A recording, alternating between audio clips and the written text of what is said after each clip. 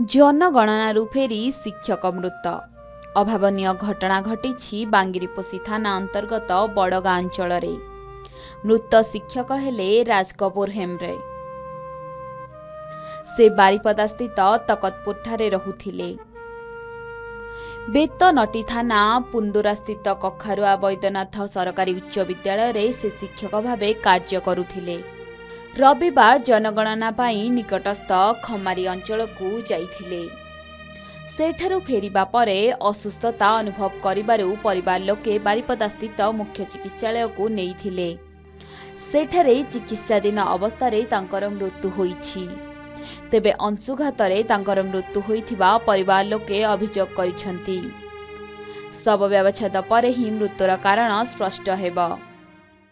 सार को नाम हूँ राज कपूर हेम्ब्रम। से बहुत भल शिक्षक थिले। से आज सेंसस ड्यूटी रे भी जाइथिले।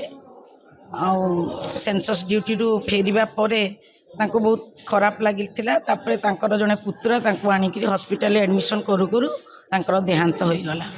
सेंसस ड्यूटी रे बाहरी थे। तापरे आसला बेल को तांकर टिके देह खराब होला। रेस्ट नहीं तापरे टिके सुई जाइथिले। तापरे तांकर देहरु झाड़ फाड़ बोहिला। तापरे पाटी पाटू फेण बाहरता। तापरे आमे किसी समय गाड़ी फाड़ी ठीक करिकी मेडिकल आणबारु से नहांती।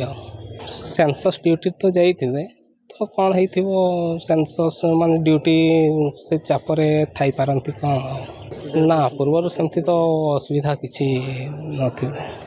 हाँ सेंसस ड्यूटी थे काले जदि से सेंसस ड्यूटी न करती तांकर जदि कौन चाकरी बाकरी जीव कि कौन हम से हिसाब से प्रेसराइज रे थे। तो जेहेतु केतटा जाहो 200टा गाँव पाखापाखि देइचंती ना कौन नहीं 200टा सॉरी 200टा घर पाखापाखि देइचंती ना कौन से सारी पारबनी से कथाटा मते कहउतला।